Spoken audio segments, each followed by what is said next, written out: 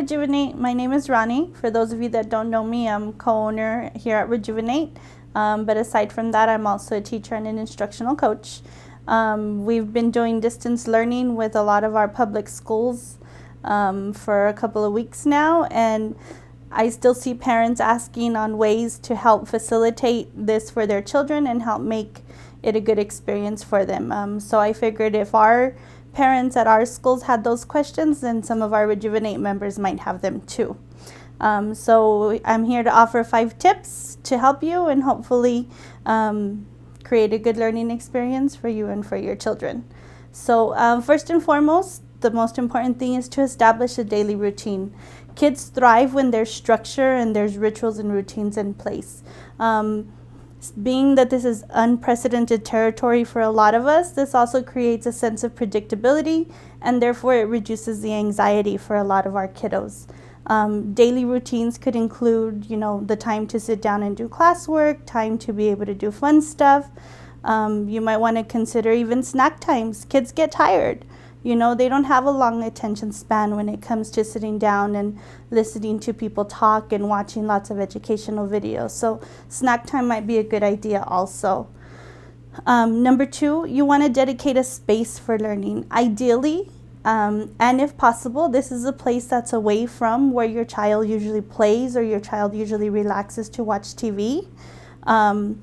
This is a challenging situation and time not only for our kiddos but for our parents. So maybe even finding a central location like the kitchen where it's the middle of the house and it allows you as a parent to be able to check in on your child as they're doing their work and support them, but also do things that you need to do around the house.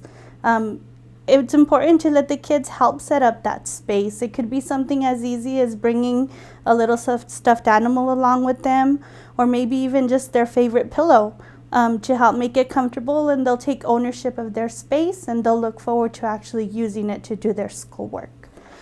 Tip number 3 that I have for you is help your children stay connected. School isn't always about academics. There's a social aspect to it too, being able to interact with their friends, being able to interact with their teachers and their school community. So provide time for them to maybe video chat with their friends. If teachers are offering family meetup times, through an online platform, allow your children to join in so that they can have that FaceTime and see their friends. On the non-academic aspect, maybe setting up a Netflix watch party, with their friends so that they can watch the same movie and be able to talk about it later. The 4th tip is read.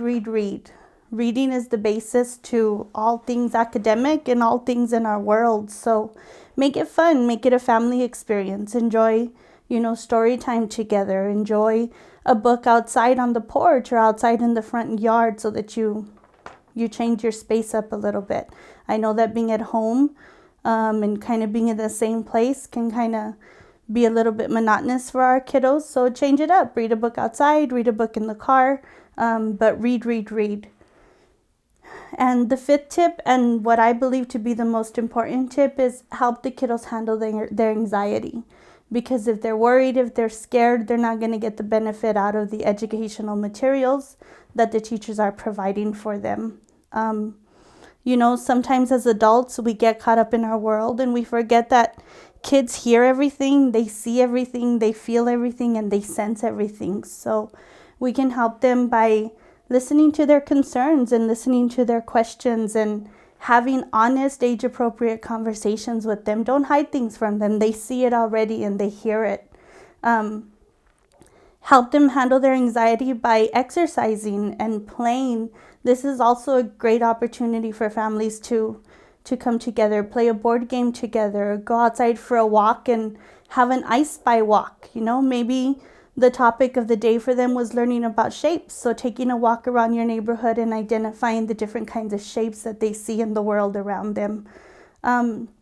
Even practicing mindfulness together. There's a wonderful app called goldnoodle.com that has some mindfulness sessions for kids, that has even exercise activities for them to move around in and even short little yoga videos.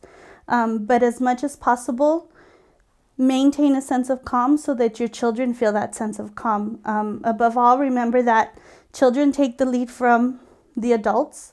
So be kind and loving to yourself as well.